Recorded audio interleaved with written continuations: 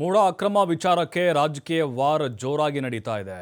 CM ವಿರುದ್ಧದ HDK ಆರೋಪಕ್ಕೆ DCM DK Shivakumar ತಿರುಗೇಟು ಕೊಟ್ಟಿದ್ದಾರೆ.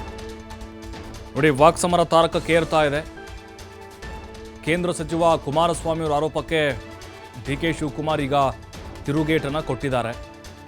ಅಂದರೆ ಮುಖ್ಯಮಂತ್ರಿಗಳ ಪರವಾಗಿ ಬ್ಯಾಟ್ ಮಾಡ್ತಾ ಇದ್ದಾರೆ ಎಲ್ಲ ಸಚಿವರುಗಳು ಕೂಡ. ಮೂಡ ನಿಯಮದಂತೆ ನಿವೇಶನ ಹಂಚಿಕೆ ಮಾಡಲಾಗಿದೆ. ಸಿಎಂ ಅವರು ಕೂಡ ತಮ್ಮ ಅಫಿಡವಿಟ್ನಲ್ಲಿ ಹೇಳಿದ್ದಾರೆ. ಇದನ್ನು ಬಹಳ ಸ್ಪಷ್ಟವಾಗಿ ತಮ್ಮ ಪತ್ನಿಗೆ ಆಸ್ತಿ ಬಂದಿದೆ ಎಂಬ ಮಾಹಿತಿಯನ್ನು ಕೊಟ್ಟಿದ್ದಾರೆ. ಬಿಜೆಪಿ ಅವಧಿಯಲ್ಲಿ ನಿವೇಶನ ಹಂಚಿಕೆ ಮಾಡಲಾಗಿದೆ. ದಳದವರು ಪಾಪ ನನ್ನ ಮೇಲೆ ಅನುಕಂಪವನ್ನು ತೋರಿಸ್ತಾ ಇದ್ದಾರೆ.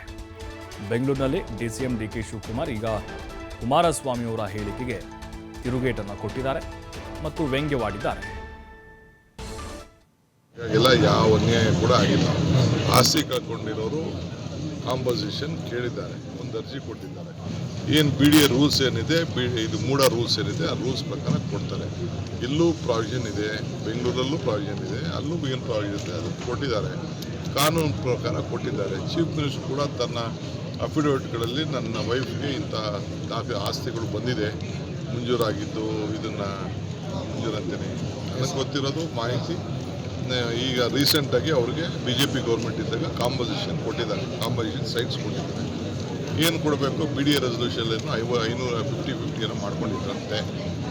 ಈಗ ನಮ್ಮಲ್ಲೆಲ್ಲ 60-40 ಇದೆ. BDAಲಿ 60-40 ನಮ್ಮಲ್ಲಿ ನಾವು ಮಾಡೋದು, ಅಲ್ಲಿ 50-50 ಕೊಡ್ತಾ ಇರ್ಬೋದು, ನಾನಿಲ್ಲ ಅಂತ ಹೇಳ್ತೀನಿ. ಅದ್ರ ಪ್ರಕಾರ ಕೊಟ್ಟಿದ್ದಾರೆ. BJP ಅವ್ರು ರಾಜಕಾರಣ ಮಾಡಬೇಕು, ಪಾಪ ದಳದವರು ರಾಜಕಾರಣ ಮಾಡಬೇಕು. ಏನು ದಳ ಏನು